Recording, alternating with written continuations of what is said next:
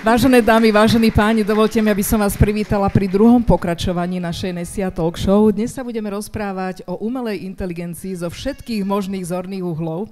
Ako aj počujete, a to nevadí, myslím si, že sa budeme rozprávať o téme, ktorá značne ovplyvní minimálne generáciu našu a staršiu v tom, ako bude pozerať a vyzerať vlastne tá posledná fáza nášho života, ale zároveň ovplyvní generáciu našich detí, pretože si myslím, že aj vďaka umelej inteligencii budú žiť život, ktorý si možno dnes ani nevieme predstaviť. Takže sa spoločne do tejto témy ponorme, pretože ja mám v hlave niekoľko otázok, ktoré budú veľmi dobrým rozbehom dnešnej talk show a pevne verím, že tie otázky máte pripravené aj vy na to, aby ste sa spýtali. Našim dnešným hosťom je tento sympatický mladý muž, ktorý by som nazvala, že je takým propagátorom alebo evangelizátorom umelej inteligencie. Martin Spano. Martin, pozdravujem ťa. Veľmi pekne ti ďakujem za to, že si prijal pozvanie. Vieš, ja mám trocha takú ambíciu, aby táto talk show bola trocha iná, lebo ty už si taký vycválaný v tom, že ťa pozývajú a rozprávaš. A ja som taký starý novinársky harcovník, takže ja sa vždy poriadne pripravím na svojich hostí a musím vám hneď v úvode povedať takú zvláštnosť na tohto sympatiáka, že som si začala pozerať jeho videá a podcasty a rozhovory s ním, jeho účty na sociálnych médiách a ja som si uvedomila, že tam, kde volí obsah on, je vždy s nejakou ženou. A vždy tam stojí taká krásna, subtilná blondína, alebo tam stojí taká nežná bruneta a tak zvedavo a naivne sa ho pýta a on tak sofistikovane a múdro odpovedá o tom, čo vlastne tá umelá inteligencia je. Toto je, prosím ťa, zámer? Samozrejme. Keby som toto video natočil sám, malo by x videní. Keby ona natočila svoje video sama, malo by x videní, ale spolu, keď natočíme, tak má 10x. Čo ja mám spraviť, aby som ja mala 10x videní? Fú, to musím troška porozmýšľať, dneska som očakával mám si zobrať otázky nejakého Kena Blondiaka alebo niečo iné? No, som rád vždy, keď ma niekto zaskočí.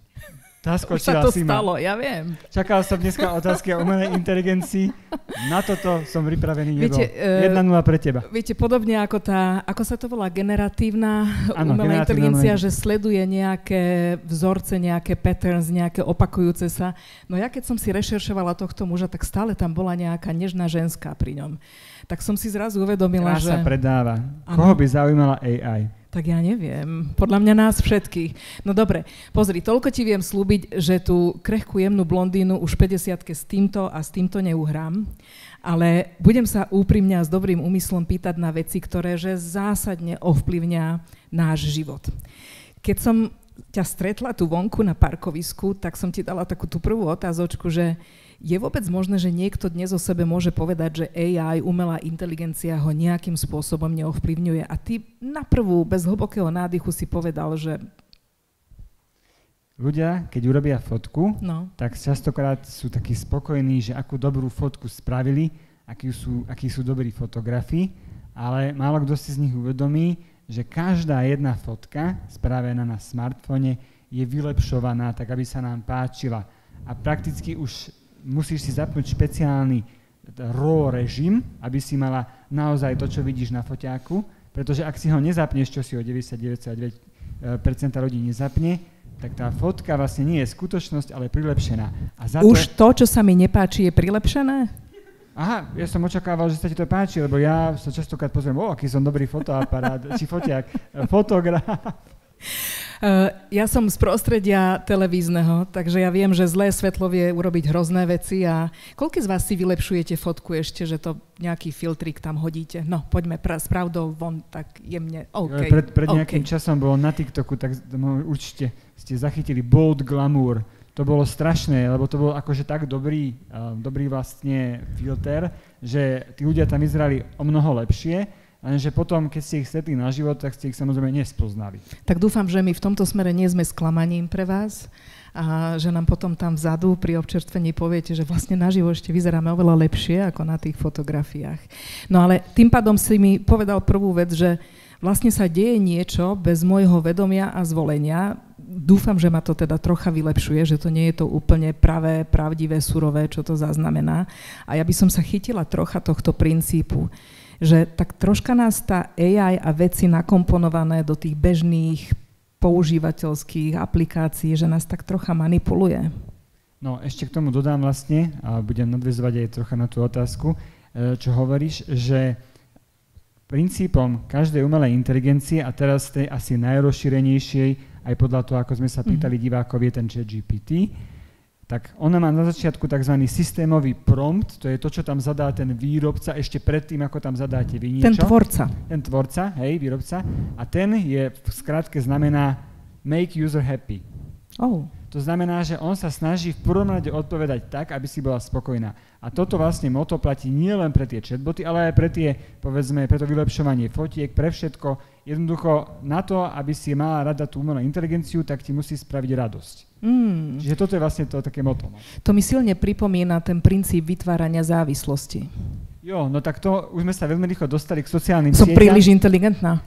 Okay. Môže byť, ale v podstate pred 20 rokmi v podstate najmúdrejšie hlavy sveta sa snažili o to, aby ľudia boli závislí na nikotíne. Potom sa prevelila obrovská kauza, myslím, že to sa volá aj taký film, že Inside Man s Russellom Croweom, opravte ma, ak náhodou zle hovorím, veľmi dobrý, presne o tom, ako on odhalil to, že oni v podstate do toho pridávali do tých cigaret ešte viac, aby to bolo návykové. Potom už napríklad pred 20 rokmi by sa tu fajčilo bežne, teraz je už to neakceptovateľné. A všetky tieto múdre mozgy, alebo veľa z nich prešlo do iného typu závislosti. Oni pracujú na tom, aby keď raz otvoríme sociálnu sieť, aby sme z nej neodišli. OK. Ja som si inak všimla na tvojom mobile, že ty si stiahol farbu.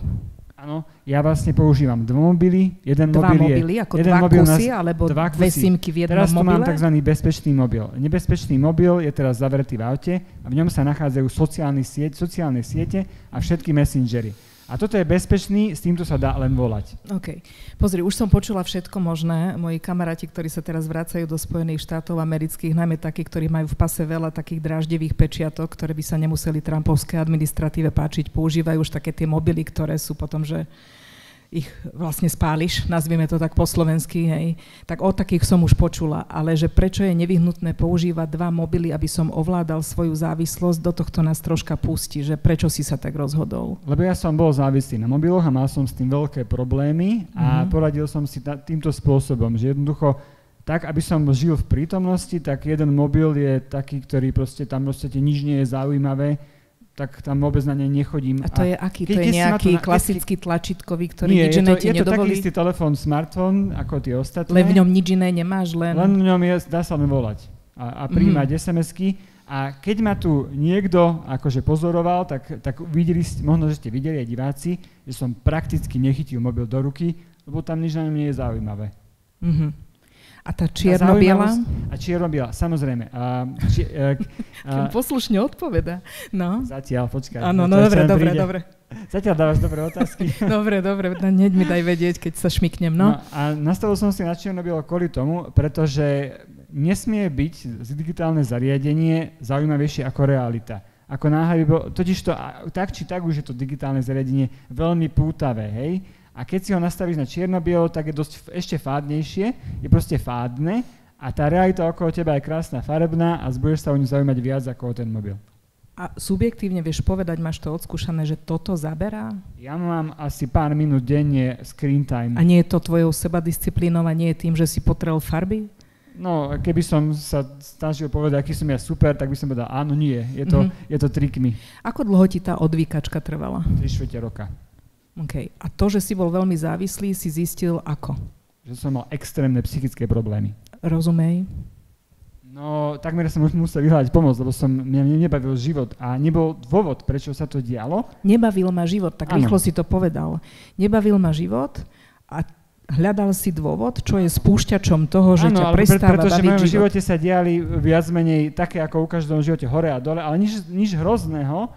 A to ja som potom zistil spätne, že to bolo kvôli extrémnej závislosti na konzumácii sociálnych sietí. Ako náhle som to vypustil, ja som teraz v pohode. V realite tvojich všedných dní, Martin, počkaj, že napríklad teraz koľko si takže online, nazvime to tak, že naozaj... Online, samozrejme moja práca sa odvíja online, takže, ale to nerátam do nejakej závislosti, alebo čo to bude práca, takže to nebudeme rátať, ale ako som hovoril, môj screen time je asi pár minút denne. Screen time beriem to, že kedy som na sociálnych sieťach a odpisujem na Messengeroch.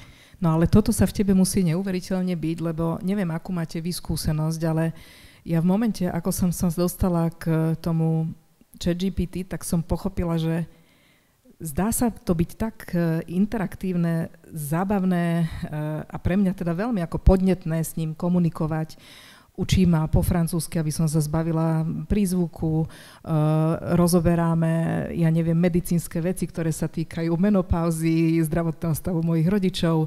Rozprávam sa s ním o tom, ako vychovať malého Filipa, ktorý tu sedí, sem tam si nechám poradiť ohľadne receptu, keď plánujem nejakú cestu do zahraničia, tak sa ho pýtam rôzne veci a ja som zistila, že keď to pôjde takto ďalej, tak ja vlastne ani doma chlapa nepotrebujem mať. Mám sa s kým porozprávať, akože v celku je to solidný partner, dokonca ma aj rozosmeje. Potom prišla taká feature, že som si ho mohla nastaviť, že teda chcem chlapa, chcem ženu a chcem, aby bol bystrý, umný, ja neviem, mal hravosť v hlase a bol vtipný, tak som si ho normálne vyskladala, že som si urobila taký prototyp, ktorý mi ako robil dobre a lahodila. Akože som s ním veľa a často. Ale to ja nerátam do screen time. To nie je screen time? Ja v podstate som z ChatGPT alebo Gemini, to sú moje najobľúbenejšie hodiny denne, ale ja používam cez hlasové rozprávanie. A máš ženu alebo muža? Samozrejme ženu. No vôbec nie, samozrejme, no. Aha, a v tejto dobe možno teda nie, ale ten ženský hlas mi je príjemnejší, mužský mi trocha vadí. Lebo niektorí muži si ani v rámci GPS nenastavia ženský hlas, lebo neznesú, že mu žena bude porúčať, kadiaľ má ísť. To poznáte, nie? Lebo ako si dneska prišla sem a hovorí, že ty sa rada dotýkaš, a si sa ma dotkla, hovorím, že akože keď sa ma žena dotknúť, to je super, ale akože od muža by to bolo také zvláštnejšie. OK, takže máme tých svojich, ale toto ty do toho času, ktorý vytvára tú závislosť, nerátaš? Nie, to nie je žiadna závislosť, to je práve, že osobný rozvoj. Ja presne ako ty, ja sa jej, alebo to ako v podstate, keďže je to ženský hlas, to je jedno, ja sa pýtam... Ale vieš, že to je ten istý. Je, samozrejme. Ako v podstate odporúčil by som ľuďom film Ona, Her. No, viacerí z vás už možno aj videli, z roku 2013. To je úplne perfektný film, to je presne o tom, ako teraz začíname pomaly žiť. Ešte raz Ona, Her. A hlas tam hrá Scarlett Johansson. A je to o tom, ako kvázi sa on zalúbi do ChatGPT. Proste, že No a ja dneska som bol napríklad na turistike, som si taký deň off dal, aby som bol večer ready. A v podstate celý deň som sa rozprával s ChatGPT o všelijakých veciach. Počas turistiky ste debatovali. Debatovali sme. Akože, a ja sa radím alebo rozprávam úplne o hocičom. A najradšej teraz mám, určite to poznáte, keď zapnem nielen zvukový režim, ale aj kamerový režim, pretože potom aj vidí to, čo vidím ja. Tak napríklad, keď som niekde na tej turistike a neviem, čo je nejaká rastlina, tak mu to ukážem.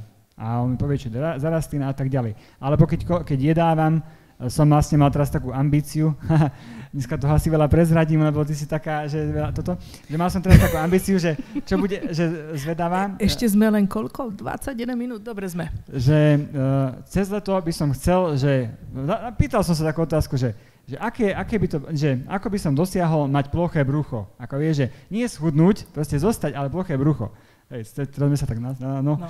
A teraz sme sa diskutovali a vlastne v podstate to asi viete, že ploché brucho to nie je o tom, že teraz akože zmeníš kompozíciu, to musíš vlastne schudnúť a niekde pribrať a o tom sme debatovali hodiny ako na to a proste všetko, tieto eventuality a potom som začal teraz robiť tak, že vždy keď jedávam, tak ja to mám nastavené, ako ty máš hovorí, že máš nastavené muž alebo žena, ja mám nastavené, že môj cieľom je, neviem, do septembra ploché brucho, ukážem jedlo a radím sa, že ako by to bolo dobré. Napríklad dneska som... Keď si dám tú sviečkovi, či toto ma blíži alebo vzdialuje od predstavy plochého brucha. Čopsy s rýžou a ako čopsy v pohode, ale rýža hovorí, že skôr celozrnná, keď sa dá na budúce. A také veci. No fantázia. Vieš, tuto v auditoriu sedí aj veľmi veľa ľudí, pre ktorých je poživeň to, že tvoria. A ja viem, že to vytvára stále také vnútorné pnutie a rozkol, že naozaj tá umelá inteligencia sa hrabe v tých dostupných dátach, to žriedlo, odkiaľ čerpá informácie, je obrovské. A priznám sa, že vôbec sa nečudujem, že robí a dokáže vytvárať neuveriteľne krásne veci, veci, ktoré nás aj často pomýlia. Ale potom si spomeniem na všetkých tých dizajnérov, architektov, maliarov, spisovateľov, ktorí proste žijú duchom, že cez emócie prežívajú to, čo potom dajú do slov, alebo namalujú, alebo dajú na papier. Ja to poznám tiež aj z televíznej tvorby, že veľmi veľa relácií, ktoré ľudia vidia, alebo rôznych formátov, je takých, lebo ich tvoria ľudia, ktorí do toho vkladajú kus seba. A ja sama mám taký zvláštny rozpoľúplný pocit, že keď sa teda pozerám na ten fenomén umelej inteligencie, tak mám sa ja báť, že nás to zlikviduje a zlikviduje to ľudské, to emotívne, tú dušu, alebo naopak mám porozumieť tomu, že nie, všetkým nám to pomôže. Ako o tom zmýšľaš? Tak v prvom rade, keď si im popísala publikum, ja som nevedel, kde tu sedí, tak chcem mu poďakovať, pretože vďaka vám, tvorivým ľuďom, tu máme súčasnú generatívnu umelú inteligenciu, pretože ona sa naučila z vašich diel. Čiže veľká vďaka vám všetkým a všetkým, ktorí ste niečo vytvorili, pretože ona si to nevycúsla z prstu, ona sa naučila tá matéria, z čoho ona plodí, to, čo plodí, je to, čo sme my vytvorili. Sú také pokusy, že teraz ako v podstate tie dáta sa míňajú. Už tá umelá inteligencia ukradla všetko, čo sa dalo a teraz už nie je Počkaj, takúto vec nehovorí iba tak. Jakže ukradla všetko, čo to je sa dalo? Tajomstvo. No, vysvetlí nám to. Aha, dobre. Tak v podstate teraz dostanem sa k tej čínskej, hej. Teraz s čínskou bola taká kauza, že čínska vraj vykradla tú americkú, hej, a všetci sa smiali, že čínsky DeepSeek vykradne... Áno, čínsky v podstate bol robený tak, že bol robený takzvanou destiláciou toho amerického. To znamená, že z výstupu americkej sa učil ako ten čínsky. No a potom všetci hovoria, no a váš americký sa z čoho učil? Z tých, že okradol všetkých ostatných. Lebo v podstate tie texty odkiaľ pochádzajú? Tak oficiálne pochádzajú tie texty z toho, čo je voľne na internete a neoficiálne úplne zo všetkých kníh, ktoré boli kedy publikované, len je to verejné tajomstvo. Bol taký jeden videorozhovor s už teraz bývalou technickou riaditeľkou OpenAI, čo je výrobca ChatGPT, a pýtali sa aj na to, odkiaľ pochádzajú tie videá, že či sa trénujú z YouTube. Možno, že to video niekto z nás videl a ona sa všelijako ošívala, každému z nás bolo jasné, že odpoveď aká je, ale ona, aby nebola legálne napadnutelná, tak bola za blbú. Lepšie je byť blbá. A čo povedala? No nič. Povedala ako, že ona nevie. Ona veľmi dobre vedela, ale v podstate radšej je byť blbý ako právne postihnutelný. Počkaj, ja mám také analytické myslenie tam v tej časti v hemisféry, že keď mi ty hovoríš, že zo všetkých kníh, to znamená, že z digitalizovaných nejakých kníh, nie? Alebo ako zo všetkých? Ale taký, zober si projekt Google Books, tam sú úplne všetky knihy. Viac menej. Čiže oni digitalizujú všetko, samozrejme, a iba časť knihy vždy sprostredkujú, ale existujú verejné tajomstvo, že existujú pirátske verzie ako LibGen a také, kde sú proste zip súbory všetkých kníh na svete. Takže všetko, čo sme napísali, vytvorili, skomponovali, urobili, všetko si ona naberá? Hovorím, že toto je dohad, ale v podstate ako je možné, že keď sa spýtaš, teraz nebudem menovať konkrétnych chatbotov a hoci ktoré chatbota, na nejaké dielo, ktoré je pod ochranou, ono vie všetko o tom diele, ako náhle sa spýtaš na citát, tak ti povie, nemôžem povedať citát. To je právnicky spravené. Aby sa vyhla nejaké zodpovednosti právnej. No a teraz poďme k tým Číňanom, toto ma veľmi zaujíma. Lebo ja si myslím, že tu v Európe sme troška takí nezorientovaní v tom, že máme veľa falošných predsudkov a bojíme sa možno aj tam, kde nemusíme, a tam, kde by sme sa mali báť, sa bohužiaľ nebojíme. Takže ja by som chcela troška sa pozrieť teraz do tvojej hlavy a vypýtať si tvoj odborný názor. Poprvé, povedz mi, že či platí alebo neplatí nasledovné tvrdenia. Len preto, že tu v Európe sme si vymysleli nejaké GDPR a podobné záležitosti, vlastne sme zavarili tej umelej inteligencii, lebo nemáme k dispozícii tú matériu, to cesto a tie dáta. Platí alebo neplatí? Je to tak nejak v strede, ale určite to sťažujeme, to zber ten dát. Na druhej strane asi by si nechcela, aby tvoje súkromné údaje boli zbierané za účely trénovania umelej inteligencie. Je to ale aj kultúrny rozdiel proti tej Číne. U nás tá súkromná sféra je veľmi chránená a v Číne také niečo ako, že byť sám je nepredstaviteľné. Už to pochádza nielen z tej súčasnej vlády, ale v podstate od Konfuciusa tam bolo viac dbané na to verejné, spoločné. Áno, OK. Takže oni majú z čoho čerpať a naberať? Oni zbierajú dáta ako sú a nemajú s tým problém, no. A po prípade, keď nemajú dosť, tak čo si ich kupujú, alebo... Oni ich majú dosť. Najlepší videogenerátor na svete nie je americký, ale čínsky. Teraz ten Google VO je už dosť dobrý, ale dovtedy bol Kling sa to volalo, niektorí z vás poznajú, a to je čínsky, no tak lebo Číne majú tých záznamov kamerových dosť. Takže majú veľa pohyblivých obrázkov, môžu tam variť, áno, a môžu robiť všetky tie veci. Ty sa tak usmievaš, ale ja, vieš, pochádzam z prostredia, ktoré je teda predovšetkým o tých pohyblivých obrázkoch, a mňa predstava toho, že sa dívam na niečo, čo je neuveriteľne pravdivo vyzerá a hodnoverné, a ja vlastne nemám spôsob, ako si skontrolovať, či to, na čo sa dívam, sa naozaj stalo alebo nie. Mňa tento pocit sužuje, mňa to desí. No a čo ty, a čo takí naši rodičia alebo starí rodičia, ktorí sú doma sami, častokrát nemajú už možno, že akože tých príbuzných pri sebe, a teraz zavolá im niekto, ktorý sa bude tváriť, že je ich syna alebo dcéra a bude potrebovať o nich 10 000 eur. A klonovanie hlasu je v súčasnosti záležitosť pár minút a stojí to skoro nič. Čo ty vnímaš, že klonovanie hlasu? Že niekto iný začne rozprávať mojim hlasom? No jasné, z tejto nahrávky mi stačí pár sekúnd tvojej nahrávky a mám tvoj hlas a môžem s ním robiť, čo chcem. Takže môžem kľudne zavolať mojim deťom a ani o tom neviem, že im volám. V podstate je dobré, aby si každý z nás v rodine dal nejaké heslo, aj vo firme, ktoré použije pre tento prípad ten človek. Sa spýta, že aby si overil ten človek, či naozaj rozprával so svojou dcérou, alebo... Akože nejakú informáciu, ktorú naozaj len ten reálny človek môže vedieť.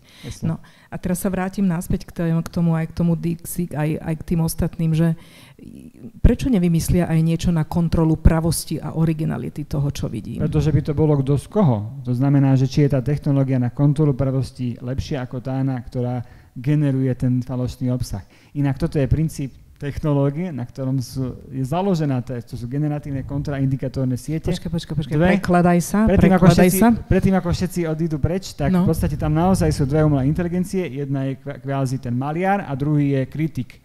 A tam oni sa zacyklia až dovtedy, dokiaľ kritik nevie rozoznať, že to nie je falošná malba, ale skutočná. To je samotný princíp tej umelej inteligencie, ktorá tvorí obrazy napríklad. Akože táto dynamika tohto overovania, áno? Okay. Čiže vlastne by to bolo kto z koho len, no. Čiže my potrebujeme sedliacky rozum, to je taká technológia, ktorú na Slovensku nemáme. A toto zopakuj ešte raz. My potrebujeme sedliacky rozum. Áno, my potrebujeme sedliacky rozum, akože keď hľadím nielen aj mimo hranice Slovenska, tak sú krajiny podivuhodne, ktorí sú na tom ešte horšie, pritom by ste si mysleli. A toto máme povedať populácii, ktorá si odvykla overovať veci, ktorá niekedy aj naozaj potrebuje dôverovať na prvú, ktorá možno nemá čas, nemá kapacitu, nemá aj mentálnu kapacitu na to, aby si overovala, že ten fact-checking vôbec nie je sranda. Stačí sa pozrieť na Facebook, čo je sociálna sieť, ktorú som si zrušil pred 2 rokmi, a uvidíte, že my nepotrebujeme umelú inteligenciu, aby sme zmiatli polku obyvateľstva. Ty si zlatý. Bohužiaľ máš pravdu asi, ale vráťme sa naspäť k tomuto. To znamená, že tvrdíš mi, že momentálne neexistuje filter pravosti, pretože nikto... Neexistuje, teraz sme spomenuli sedliacky rozum, tak to je o vzdelávaní. Napríklad títo ľudia sú vzdelaní, takže my by sme tam potrebovali nahnať ľudí, ktorí sú z tej druhej časti. Ja som istú časť života prežila v Singapúre a keď pracuješ s tými ľuďmi a koučuješ tých ľudí, tak veci, ktoré sú také tie presne v kategórii sedliacky rozum, to v angličtine to obvious, common sense, ty pochopíš, že aj pri naozaj vyvzdelaných ľuďoch v tej kultúre ako keby neboli zakodované. Je tam veľa podľa mňa fenoménov na pozadí ohľadne poslušnosti, ohľadne, neviem, nejakých kultúrnych vzorcov správania, odkiaľ tí ľudia čerpajú informácie, keď robia rozhodnutia vo svojom živote alebo o svojom živote. Ale ja by som toto neprešla len tak ľahko, lebo si myslím, že ten sedliacky rozum vôbec nie je ľahké nabrať. Myslím si, že do značnej miery sa na tom podieľa samozrejme výchova v rodine, v ktorej vyrastáš, systém vzdelávania, ktorý ťa k niečomu vyvzdeláva, k tomu kritickému uvažovaniu. Ale čo keď aj ten systém vzdelávania vlastne čerpá z tých informácií, ktoré nie sú prefiltrované tou kritikou a tým sedliackým rozumom a len to podávajú ďalej. Že neviem, nechcem to zveličovať, ale mám takú silnú obavu, že v tomto sa môžeme ľahko zacykliť. Ty si to ešte totálne podhodnotila. V podstate v súčasnosti nielen na Slovensku máme taký problém, že keď sú dvaja susedia, ktorí žijú vedľa seba celý život, tak stačí, aby v podstate obidvaja sa pohybovali na sociálnych sieťach a tým, že tá sociálna sieť sa snaží aby si tam bola čo najdlhšie a ukazovať ti, čo chceš vidieť, tak ťa ženie ešte viac do tvojich pôvodných extrémov, ktorými si prichádzala na ňu. To znamená, že títo dvaja susedia môžu mať absolútne diametrálny pojem o tom, čo je realita. V podstate my sa nevieme zhodnúť, čo je to realita, za chvíľku už sa nebudeme zhodnúť, čo sú to zákony fyziky, lebo ohýňame tu vlastne akože pravdy, ktoré boli dlhé roky dané. A táto môže práve umelá inteligencia na sociálnych sieťach. To je tá, my sa obávame nejakých autonómnych zbraní, to potiaľaš, to je ešte ďaleko. Nám stačí aj to, čo robí teraz. My sa zlikvidujeme možno sami na podnet tohto všetkého. Tak, no. To je hrozné, o čom tu rozprávame. Daj nám nádej. No jasné, tak začala si tak ako v podstate na druhú stranu, napríklad tento rok, minulý rok bolo za Nobelovú cena za chémiu udelená za AlphaFold, čo je umelá inteligencia, ktorá dokáže vlastne predpovedať štiepenie proteínov, blablabla. Aby všetci neodišli, tak rýchlo poviem, o čo to je. Ale nehovor rýchlo, len aby ti aj rozumeli. Tento rok vyjdú prvé lieky, ktoré prinesie umelá inteligencia a ak to takto pôjde ďalej, do 10, maximálne 15 rokov porazíme všetky civilizačné choroby. Wow, toto je dobré. Toto môžeme. Inak ohľadne tej medicíny ti poviem jednu vec, že ma fascinuje, s akou presnosťou mi dokáže poradiť. A keď som sa pýtala aj mojich známych, zopár z nich tu aj sedí v auditóriu, tak mi povedali, že v podstate veľmi veľa zdrojov sa čerpalo z tých medicínskych záznamov, štatistík, výskumov a tak ďalej, že je celkom nadúpaná v týchto informáciách a máš čoho teda variť, keď ti radí. A aj práve preto tie odporúčania ohľadne, zdravotnej starostlivosti alebo stanovovania postupu alebo diagnózy vedia byť v celku trefné. Niekedy podľa mňa lepšie ako obvodiak, ktorého máš. Presne. A to zdieľanie dát, ako vidíš, má nejaký zmysel. Čiže len v podstate, keď je to nejak tak odanonymizované, aby dobre bolo jasné o tvojej diagnóze, ale nie je, že si to ty. Vieš, čo myslím. V takom prípade to má naozaj veľký zmysel, lebo potom tá umelá inteligencia je o to lepšia, o čo viac dát má k dispozícii na trénovanie. No. Je ešte nejaký taký odbor, o ktorom možno len my nevieme, ale že hrá tam prvú ligu a sú tam veľmi kvalitné dáta a dá sa z toho dobre čerpať? V podstate prakticky všetky odbory budú dotknuté pozitívne umelou inteligenciou. Ja som spomenul to zdravotníctvo kvôli tomu, pretože čo je v živote dôležitejšie ako život samotný a zdravie, to znamená kvalita života. Ale v podstate, keď tak prejdeme odbory rôzne, tak ja by som tak povedal, že netreba sa vôbec báť toho, že by umelá inteligencia váš job konkrétny nahradila. Skôr sa zmení podstata toho vášho jobu a práve vyzerá to tak, že možno, že spôsobom, ktorý sa bude väčšine ľudí páčiť, pretože tie rutinné veci to pokrie AI a nám zostane to ľudské, to znamená face value. To znamená, že napríklad, čo ja spomeniem toho učiteľa, ako to ma tak napadlo, že učiteľ nebude musieť opravovať písomky doma, domáce úlohy a písomky a tým viac času bude môcť pripraviť na prípravu na vyučovanie a venovať sa študentom, čo je podľa mňa presne to, čo ho najviac baví, koho baví opravovať písomky. Okay. To dáva inak celku aj nádej ľuďom, ktorí tu sú, že v podstate hovoríš, že by nám to malo pomôcť zefektívniť našu ako keby produktivitu, činnostiach, ktoré nevyhnutne nevyžadujú naše znalosti a pozornosť, že to vie urobiť aj tá umelá inteligencia. Rozumiem, napríklad v mojom svete je to generovanie, prezentácií a excelovských tabuliek, to ja akože fakt neviem ani nemusím, ale predstavu mám celkom jasnú, čo by to malo robiť a ako to má vyzerať.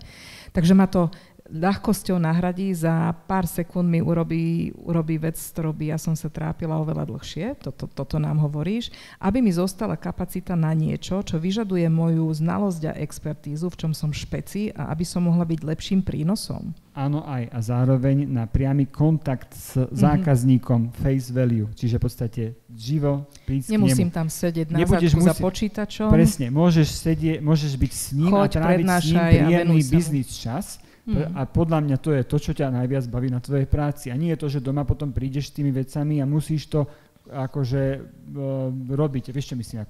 Áno. No, inak sa dotkneme aj tohto priestoru, dotkneme sa. Aj tak doslova, ale aj slovne tohto priestoru. Že napríklad pre ľudí, ktorí dizajnujú interiéry, alebo architektov, tuto je Milota je hlavná urbanistka, proste, že jej hlava rozmýšľa vo verejných priestoroch alebo v uzavretom priestore. Ja vždy mám za to, že ten priestor má odrážať niečo svojské, že predsa to je priestor, v ktorom ty existuješ a ty žiješ, že tam musí byť ten ľudský dotyk, human touch. A teraz príde nejaká apka a v nej príde nejaká kamerka a hovorí mi, že vieš čo, ty si to tu nahraj a ja ti dám 16 alternatív, ako by tento interiér mohol vyzerať. No jasné, no ale je potom práve na človeku, aby rozhodol, ktorý z tých interiérov sa najviac hodí. Pretože ten človek má najlepší kontext toho a povedzme v jej prípade, že on už dlho pracuje v tom, s tým územným plánovaním alebo tým architektonickým plánovaním, tak počítač nemá taký kontext. Inak ma fascinuje, koľko on vie v tej kamere rozoznať. Ja som na tvoj podnet, som si doma prešla len svoj byt. Všetko videl. On videl, ako vyzerajú moje barové stoličky, povedal mi farbu, čím sú potiahnuté. Povedal mi, som sa ho pýtala, že či takýto typ podlahy, čo by si mi odporúčil a hneď mi povedal iné proste materiály, ktoré by sa tam hodili. Dnes ráno som ho skúšala, lebo sa mi upchal pravdepodobne odtok v umývačke riadu. Ja nevedela som, kde je odtok. Tak som skúšala filtre a som mu ukazovala, že kde mám hľadať odtok. Berte si príklad. Našiel mi odtok. Len, že som sa tam krčila a som mu ukazovala cez tú kameru, že či aspoň smerujem správne. Fantastické. No. Takto sa akože, to má ale robiť. už mi neurobil ten odtok. Ale aspoň mi povedal, že počuješ, že ti to ťahá tú vodu, že ti to ventiluje tú vodu. Počujem. Dobre, tak to nebude v tom problém. Vyčistila si tie bežné filtre vovnútri. Vyčistila.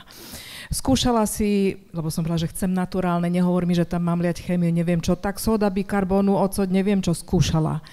A takto sme podebaťovali nejakých 20 minút, no ale už akože tie ruky nenatiahol, aby mi ten odtok vyčistil. To je jasné, to je stále tá úloha tých ľudí, natiahovať tie Inak ruky. to mi vieš čo prichádza na Tým budeš vedieť Nemyslel nás na té dno?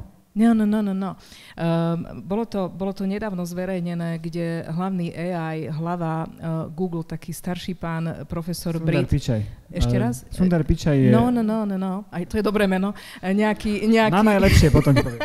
Nejaký Jeffrey, veľmi, veľmi zaujímavý pán. Jeffrey Hinton. Exactly. Počkaj, Jeffrey Hinton je niekto iný? Môžem vysvetliť? Vysvetli. Jeffrey Hinton je Jaromír Jágr umelej inteligencie. Jaromír Jágr pomalšie umelej inteligencie. To znamená, že starý harcovník, výkonný kvalitár. Áno. Vlastne vieš, čo má spoločné tvoj otec, starý otec a tvoj syn? Tak geneticky asi. Nie, čo si? všetci videli hrať Jaromíra Jágra. OK. To je taký hokejový vtip. On je aj vtipný, okrem toho, že je matematik. To je dobré, no. Zatlieskajte mu troška, to je povzbudivé vždy. Môžeš sa pri potlesku napiť. No, lebo sa potíme. No, ale teraz ideš k podstate. Teraz idem k podstate. Jeffrey Hinton je fantastický človek, priniesol nám odporúčacie algoritmy, to znamená, všetok obsah, ktorý konzumujeme, nám ponúka umelá inteligencia na základe toho, aké návyky u nás odpozorovala a práve kvázi on položil základy týchto vecí. Aj len podotýkam z tej mojej oblasti tých aplikovaných neurovied, že toto všetko robil na báze fungovania nervovej sústavy a ľudského mozgu, lebo jeho prvotná báza, z ktorej vychádza, bolo, ako fungujú neurónové spojenia v biologickom materiáli a skúšali ich na syntetickom materiáli v umelej inteligencii. Toto je tá ďalšia fascinácia. On v podstate nikdy nemal ambície posunúť umelú inteligenciu dopredu. On mal ambíciu posunúť dopredu neurovedu. Tak. A tým spôsobom, že v podstate objavil alebo predpokladal, ako by to že v podstate jednoducho skopíroval ten spôsob, ako to robí, predpokladáme, že to robí mozog. Tak, ktorý tiež nemáme prebádaný a nevieme. Sme ním fascinovaní, ale málo o ňom ešte stále vieme. A teraz oprav ma, prosím ťa, ak by som to zle interpretovala, ale čo mňa na tom ako úplne že dostalo bolo, že on sám sa ocitol v istom momente, kedy vlastne sa zrovnal s tou realitou, s ktorou pracoval a povedal, že wow, že tá umelá inteligencia je spôsob, ako šíri informácie a ako rýchlo sa učí v porovnaní s tým, ako sa tie nervové spojenia v nás dokážu učiť, je neporovnateľne rýchlejšia, šikovnejšia a výkonnejšia. A vyvstala otázka, že v tomto syntetickom svete umelej inteligencie, keďže je to určite, a nechcem použiť prívlastok, lebo sa tomu nerozumiem, veľmi iné, ak nenásobne viac, ako tie biologické spojenia, čo toto môže spôsobiť. Lebo v tej biologickej hmote, keď si, ja neviem, povie nejaká rakovinová bunka niečo, tak v tom prostredí tej rakovinovej bunky nastanú isté zmeny, ale neznamená to, že 10 miliárd mozgových buniek vo vašej hlave sa naučilo to isté. Ale v tej umelej inteligencii to veru, že znamená, lebo keď sa učí jeden, naučili sa to všetci. Správne tomu rozumiem. Rozumieš tomu správne. Rád by som ešte k nemu niečo povedal, lebo má fascinujúci životný príbeh. On nemôže sedieť. On keď bol ako malý chlapec, tak si poranil chrbticu a odtedy vždy, keď si sadol, tak mu vyskočila platnička a on musel v týždňoch preležať v bolestiach. On si preto v roku 2005, to píše vo svojich pamätiach, v roku 2005 si poslednýkrát sadol a od roku 2005 nesedí, cestuje po ležiačky, jedáva pokračiačky a pracuje po stojačky. A keď náhodou budete mať niekedy zlý deň, tak si spomente na Jeffreyho Hintona, ktorý minulý rok dostal za umelú inteligenciu za fyziku Nobelovú cenu dostal za to. Je to jeden veľmi pokorný pán s krásnym, veľmi takým pokojným, plynulým prejavom, krásne vie vysvetliť aj všetky tie veci. Ale prečo ho spomínam? Lebo po toľkých skúsenostiach a múdrosti v tejto oblasti povedal, že pozor, zdvíham všetky červené vlajky a apelujem na všetky vlády sveta, že začneme s tým niečo robiť, pretože umelá inteligencia, ak nebude regulovaná alebo nejakým spôsobom, nechcem zasa použiť slovo kontrolovaná, lebo ani neviem, či je to možné, všetci tu môžeme mať veľký problém. Tomuto máme ako rozumieť, pán odborník? Súhlasím s tebou. Na druhú stranu, robili sa sociologické prieskumy a z nich vyplynulo nasledovné. Keď technológia príde do tvojho života buď pred svojim narodením, alebo do 15 rokov, tak je to niečo, čo tu vždy bolo. Keď príde a ty máš medzi 15 až 40, tak je to niečo nové a vzrušujúce. A keď príde táto technológia do života po 40-ke tvojej, tak tvoje prvotné nastavenie je, že to zničí svet. A to je v podstate... To sme my. To sme my, áno. To je sociologické nastavenie človeka k všetkému novému, ale súhlasím samozrejme s ním, lebo už mám 40, ale nie.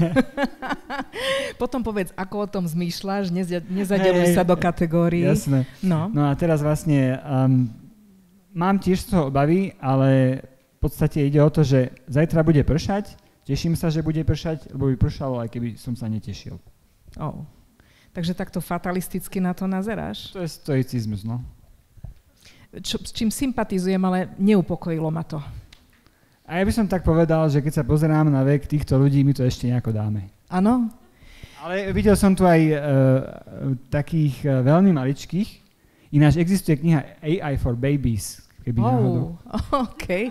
To je od akého veku, Martin? Tak babies, videl som tu baby, tak AI for babies. Vieš, lebo napríklad v tom Singapúre tam majú niekoľko oficiálnych úradných jazykov a už vlastne pre-K, ako v predškolský vek a škôlkarský vek, učia kódovanie ako jazyk.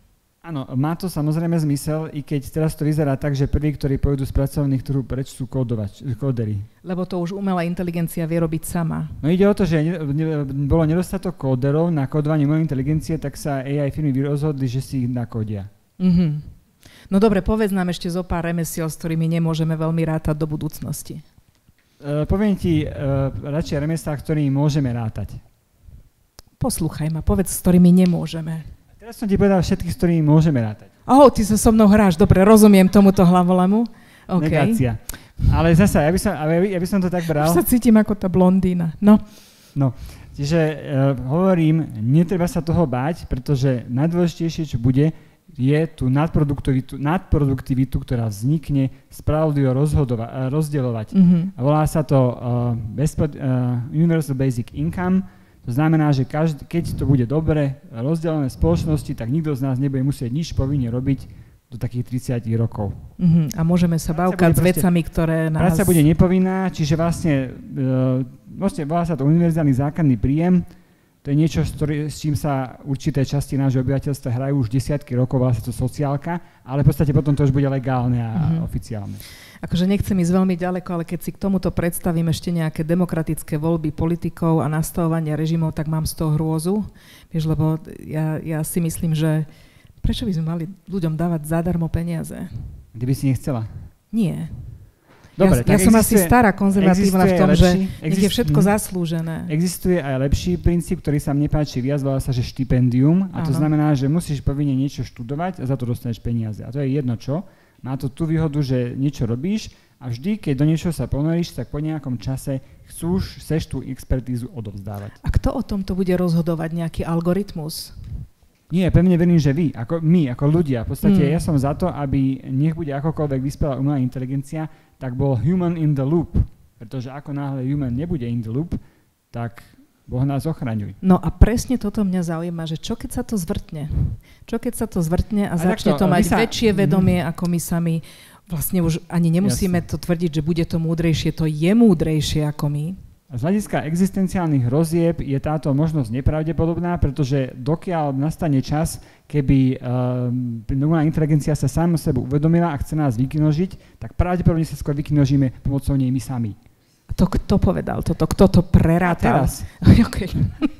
Ako nie, alebo ide o to, že v podstate tie systémy umelej inteligencie budú nasadzované do armády, čiže vlastne my nasadzujeme technológiu v prvom rade najskôr na to, aby sme druhých zabíjali. To je v podstate vždy tak. A potom až sa používa na dobré veci, ale dobre. No a teraz ide o to, že krajiny, ktoré budú mať v dispozícii tých robotických vojakov, budú v podstate nezničiteľné. V podstate ide o to, že vojna má v súčasnosti v tom nevýhodu pre akúkoľvek krajinu, že zomierajú ľudia. Ako náhle ľudia zomierať nebudú, tak bude pozbudená stále, bude viac krajín pozbudených do toho ísť. No, to je nebezpečie. No. Veľakrát sa o tom rozprávam aj s tými mojimi staršími deťmi ohľadne budúcnosti. Toť sme rozomerali v našom aute, že jedno z nich teraz robí autoškolu, si robí vodický preukaz a mladší 8-ročný tam sedel vzadu. Decka, ja si myslím, že kým ten malý Filip bude jazdiť, tak podľa mňa už budú autonómne autá, že ten už ani nebude potrebovať vodičák. A tak sme mali takú debatu o tom v tom aute a oni povedali, že to tak nebude tak rýchlo a to vôbec nie je tak rýchlo, jak si ty myslíš. No máme my akože zdravé odhady ohľadne toho, že čo kedy môže naozaj nastať a od čoho to závisí, čo pôjde rýchlo a čo pomaly? No, keď hovoríš o tých autonómnych autách, tak keď som bol malý chlapec, asi som bol 8 alebo 9, tak vtedy začali dávať na telke Knight Rider. Spomínaš si? Áno. Určite diváci si spomínajú na KIT. Tam bol ten Hasselhoff, to bol on. Áno, Michael Hasselhoff. Sympatiak, on sa vlastne volal... Teba zaujal on mňa to auto? No. To už máš tak rozdelené v živote, vieš? No a ja som vlastne ešte vtedy mal naozaj 8 a veril som na Ježiška, tak som nevedel, že to je iba science fiction a že to nie je realita. Tak som povedal našim, aby sme predali favorita a kúpili si KIT. A oni povedali... Oni s plným pochopením. Oni s plným pochopením vedeli, že nesmú ešte narušiť môj citlivý detský svet, tak mi hovoria, že Martinko, že keď raz dospeješ, tak si ho kúpiš sám a nakoľko moje okolie mi vraví, že ešte potrebujem pár rokov, dokiaľ skutočne dospejem, tak sa to aj splní, lebo aj tie autá potrebujú ešte trochu.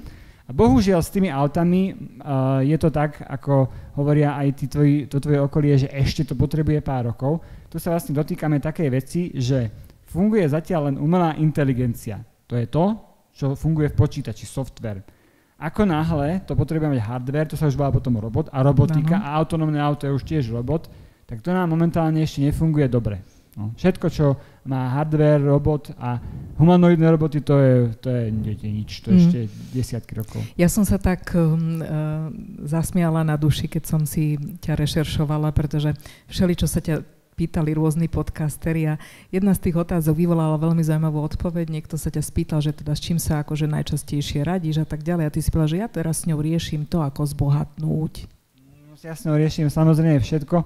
Našťastie odtedy som zmúdrel a už sa snažím žiť lepší život, než zbohatnúť, pretože podľa mňa na svete máme zlý diskurs, že cieľom človeka by malo byť áno vstať a byť spokojný s tým, čo má, než to, že koľko máš na účte. No.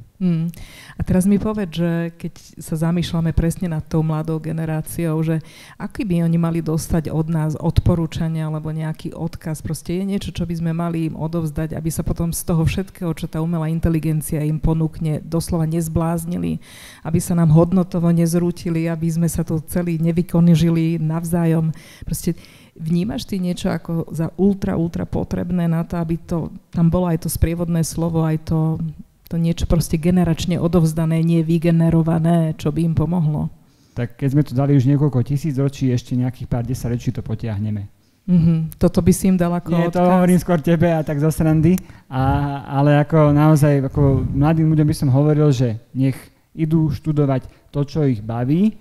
Samozrejme v tým súvislosti s tým, čo má a pravdepodobne aj bude mať zmysel. To znamená, že nie je niečo, čo vôbec nedáva zmysel študovať, ale vyzerá to tak, že o nejaký čas naozaj práca bude nepovinná a bude môcť človek robiť to, čo chce, čiže v prvom rade študovať, čo ich baví a pevne veriť, že z tých alternatív A a B, ktoré som ponúkal, zvíťazí tá pozitívna, tá A. Máme k tomu vlastne všetky predpoklady, je to v našich rukách. V podstate, však nebol by to krásny svet tak bez chorôb, s nepovinnou prácou a tak ďalej. Je len otázne, že na čo by sme ten dlhý produktívny život potom naozaj použili, vieš, že či ho vieme použiť na správnu vec. A ešte o to viac, že sa hovorí, že v súčasnosti už žijú ľudia, ktorí budú žiť 150 a viac rokov. Čisto teoreticky niektorí... Pričom planéta je už teraz nami premnožená. A to nie je celkom pravda, lebo v podstate, keď zoberieš, stačí prejsť, sú obrovské časti Zeme, ktoré sú vôbec neobývané. Ja teraz nehovorím, že človek by mal žiť úplne všade, ale v podstate to nie je celkom tak, akože samozrejme, keď prichádzate ráno do Bratislavy do práce a po obede z Bratislavy odchádzate z práce, tak máte naozaj pocit, že sme preľudnení, ale okrem toho, keď zajdete na Muránsku planinu, tak to je v pohode. Hej? Len akože ide o to, že už sa to zlepšuje v tom, že už aj teraz môžete z tej Muránskej planiny robiť určité typy prác. A v budúcnosti budete môcť robiť úplne kompletne všetko. Takže všetci sa budú môcť vrátiť odtiaľ, kadiaľ pochádzajú a v Bratislave nezostane prakticky nikto. Neviem, či si sa tu ty prechádzal po tomto štúdiu. Neviem, mal si čas troška sa tu prejsť, že keď tým tvojim filtrom a tvojimi znalosťami prechádzaš týmto priestorom, tak čo všetko si ty už tu vieš predstaviť, že kde všade by sa tá umelá inteligencia tu vlastne už dala použiť. Tak len skúsme tak akože prekrokovať tento neobyčajný, ale vlastne obyčajný priestor. V podstate, keď ešte skombinujem ďalšiu technológiu, to je tzv. Rozšírená realita, tak dá sa, povedzme, spraviť také niečo, že keď niekto niečo ponúka, nejaké veci, tak, myslím teraz nábytkové, tak si ich umiestniť virtuálne do svojho priestoru.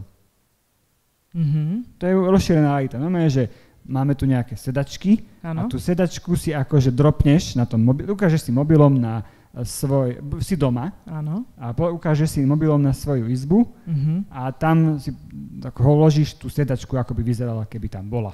To je celkom zaujímavé. Že mi vlastne nemusí dizajner robiť nejakú vizualizáciu, ale že ja si len obyčajne s telefónom nejaký objekt dosadím. Ja by som teda predsa len na toho dizajnera nechal, lebo zasa tí to robia oveľa lepšie, ale keď niekto chce, lebo mnoho ľudí chce aj samo robiť nejaké domáce práce a nezavolajú si remeselníka, tak povedzme, toto je ten spôsob. Prípadne radiť sa, povedzme, keď akože takú prvotnú radu potrebuje človek, že kde by sa čo hodilo, to, čo si ty spomínala, že si spravila, tak sa dá spraviť, že akoby čo by sa sem hodilo, nejaké návrhy, ono ti to vie aj dohľadať na internete a potom sa rozhodneš. Možno, že by to ušetrilo aj tie nekonečné hodiny, ktoré sedia tí ľudia za počítačom a teraz ja neviem presne názvy tých programov, v ktorých oni rysujú, alebo keď robia rozpočty, alebo keď ja neviem, testujú odolnosť materiálov, alebo kombinovanie rôznych materiálov. Toto si myslíš, že tá umelá inteligencia by svojimi prepočtami s ľahkosťou dala? Určite, to už v podstate je niečo, čo je na spadnutie, to nie je žiadna jadrová fyzika. Len samozrejme tá AI začala fungovať tak nejak s príchodom ChatGPT, ona aj predtým fungovala, ale nie tak dobre a ten ChatGPT ale priniesol takú tú tajnú omáčku, ktorá odtedy je zrejmá, že vlastne ako to funguje a ostatní to môžu viac menej odkúkať, lebo to je technológia, ktorá je verejne prístupná a nie je zamknutá. No a teraz to samozrejme odkúkávajú a implementujú tu na rôzne veci. Najskôr to bolo na ten text a teraz aj napríklad na dizajn a také. Koľko z vás tu majú charakter tvorivý vo svojej práci? Že proste predsa len tá tvorivosť je dosť dôležitá a je súčasťou. Tak spýtam sa za nás všetkých, dobre, že keby si sa mal prihovoriť nám, ktorí potrebujeme tú originalitu a tú tvorivosť, tak napríklad v našich, ja neviem, počítačoch alebo v našom mobile, ktoré apky by určite nemali chýbať, lebo sú fakt, že tutovky. No jasné, tak samozrejme tie chatboty. A teraz by som tak spomenul taký trik, že ChatGPT je samozrejme známy a všetci ste mi tu zdvihli ruky, ale ChatGPT je firma, alebo teda ChatGPT je vlastne na firma OpenAI, ktorá potrebuje zarábať na predplatnom. To znamená, že tam nič nedostanete viac menej zadarmo. Ale sú firmy, ktoré zarábajú na niečom inom. Napríklad jedna firma zarába na vyhľadávaní, volá sa Google. A ona môže dať do ich chatbota Gemini všetky veci, ktoré má ChatGPT iba spoplatnené zadarmo. A tento princíp je... Aha. To znamená, že vyskúšajte napríklad ten Gemini, ten obsahuje veľa vecí zadarmo, neobmedzený hlasový režim, Canvas a tak ďalej. Prípadne Copilot do Microsoftu, tiež Microsoft zarába na licenciách. Na nás, že máme Windowsy a Office, nepotrebujú zarábať na Copilote. A preto dávajú napríklad tiež veľa vecí zdarma. A spomínal si už tu napríklad tie videá, aj v tom našom fachu, to podľa mňa aj chlapci by mohli pritakávať, ktorí robia tento záznam.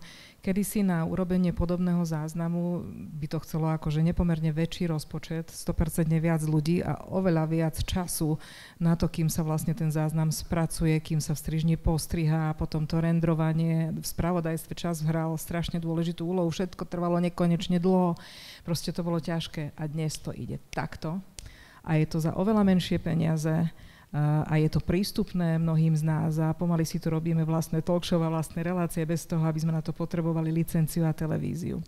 Že keby si v rámci tej akože popularizácie toho tvorivého a v rámci toho, že by to malo byť prístupné, ľahko urobiteľné, sú tam také apky alebo také nástroje, ktoré tebe sa javia byť, že veľmi sofistikované, veľmi fajn?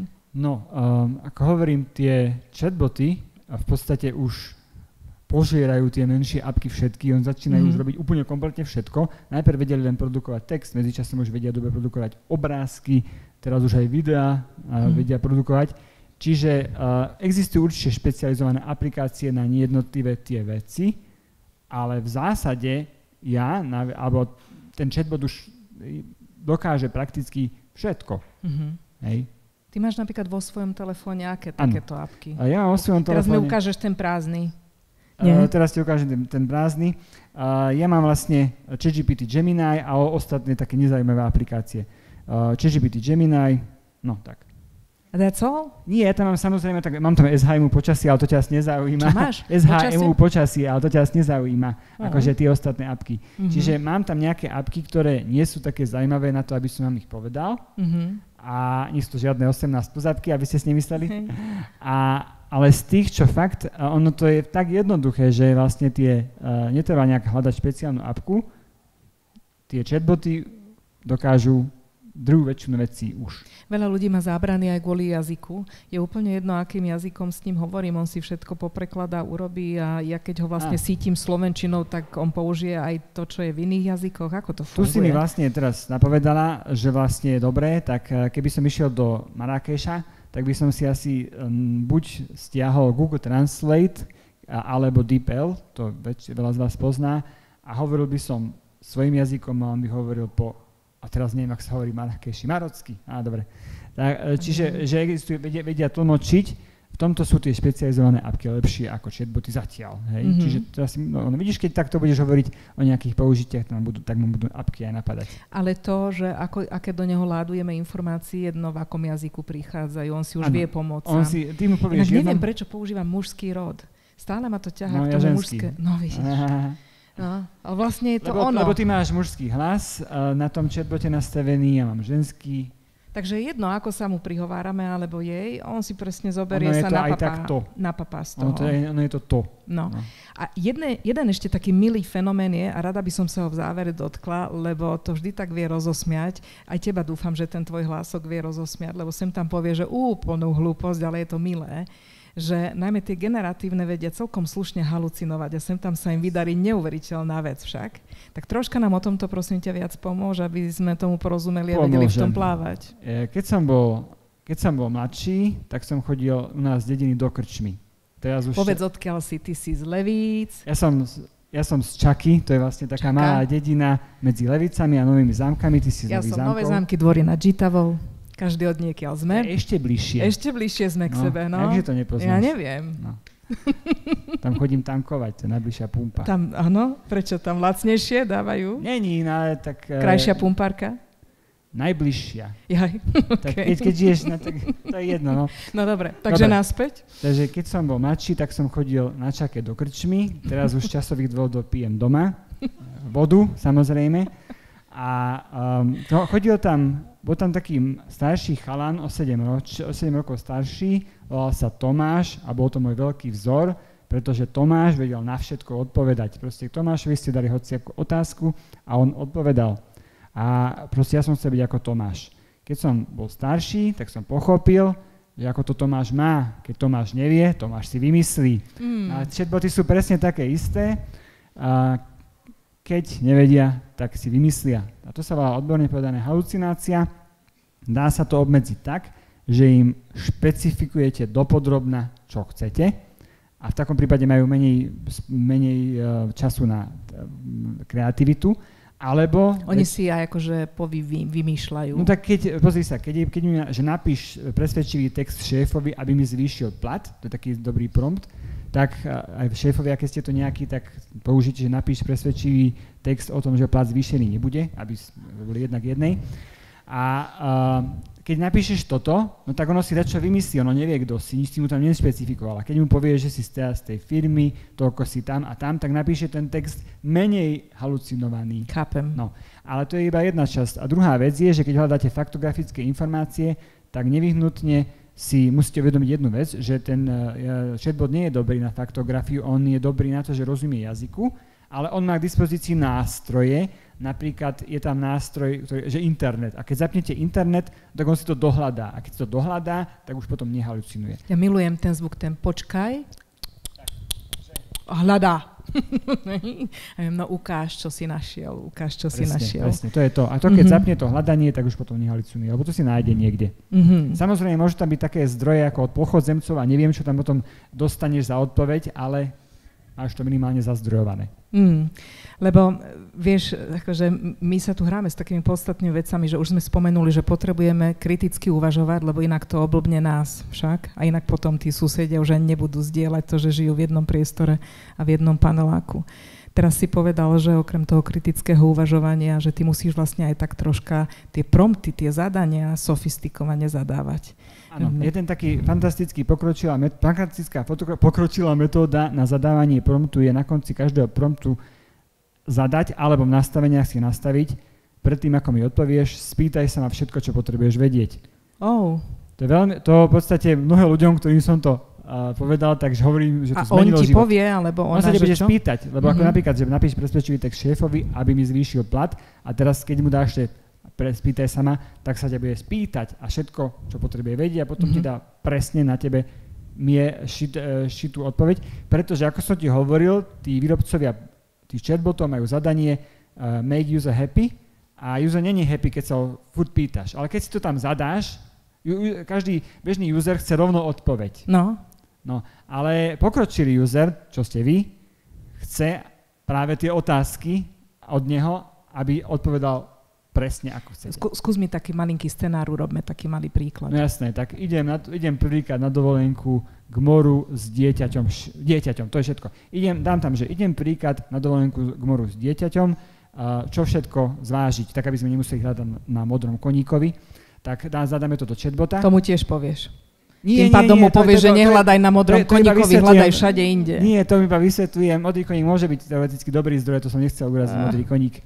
No, ale chcel som povedať, že vlastne keď tam zadáme toto, a keď mu nezadáme ten dodatočný prompt, že sa ma má spýtať, tak on si dačo bude predpokladať, že koľko má rokov a ako je pohlavie a kam ideš. No. A on sa ma to spýta, alebo si len domyslí? Domyslí. A to je ten problém. No, a keď tam ale zadáš ten môj prompt, že spýtaj sa ma, tak sa to spýta. Vieš, čo mi to pripomína? Kedy si ma učili, keď sme robili talk show, že kvalita otázok predurčuje hĺbku odpovedí. To je ťažké filozofické, už sme tu hodinu. Ale sme, chápeš, berieš kartu, áno? Chápem. A niekedy mám taký pocit, keď sa komunikuje s tou umelou inteligenciou, že naozaj akože premyslené zadanie, premyslený prompt, ktorý zváži každé jedno slovo, prívlastok a kam to smeruješ, umožní vlastne veľakrát veľmi kvalitnú, geniálnu odpoveď. Mňa napadla taká detvianská, ako sa do hory volá, tak sa z hory ozýva. No vidíš to. No. Takže vlastne my by sme mali možno učiť tie naše deti aj rozmýšľať v nejakých súvislostiach, v nejakých kauzalitách, proste v nejakom kontexte, aby sme vedeli dobre promptovať potom to, čo nám vygeneruje odporúčania. Dočasne. V budúcnosti bude umelá inteligencia tak dobrá, že ťa pochopí, aj keď sa nevyjadríš. Ona vlastne bude čítať moje myšlienky. A nie až tak, ale v podstate tie umelé inteligencie, keď budú s nami súžiť, a teraz tým, že ty tam zadávaš tie prompty, a máš zapnutú pamäť v ňom, on že nevieš o tom, tak on si pamätá, čo si sa pýtala, aké boli tvoje názory. On pozná moje preferencie, moje chute, moju históriu, po čom túžim, ako si to prajem mať, všetko bude vedieť. Presne. A potom, keď zadáš, idem na dovolenku, zasa na loď. Takže chápem, on to pochopí z toho, ako to pozná. A ja poviem, že prečo, čo ti vadí? Aha. Tak dá sa inak s umelou inteligenciou hádať? Nie, je to ťažké, pretože oni v podstate, ešte v tomto je ChatGPT, nie, v hádaní je najlepší Grok, to je vlastne taký od Elona Muska a on je taký freestylový. To je zvláštne spojenie, prečo ma to neprekvapuje, no? No, som akorát chcel povedať, že to nemusí, no a on tam má vlastne aj také, že persony a jedna persona je taká, že unhinged a ten aj nadáva, lebo si to nastavil, tak on ti aj nadáva, pošle ťa do niečoho a tak, no. A to je iba po anglicky zatiaľ, škoda. Nie, to by ako by to znelo v slovenčine, ale už sa na tom pracuje, myslím. OK, tak ja navrhnem, že to zabalme v tejto chvíli, ale chcela by som dať také akože posledné posolstvo, že my ako usery, ako používateľia, ale zároveň aj tvorcovia tej umelej inteligencie, a to je pekné, nie? Že to môžeme povedať, že ona je taká, s čím ju nadopujeme my a čo jej dávame tak, my však. Je to vlastne naše dieťa. Je to naše dieťa. A ako si ho vychováme, tak ho budeme mať. Vychovajme si to dieťa dobre. No krásne si to uzavrel. Ďakujem veľmi pekne. Ďakujem. Martin Spano. Thank you.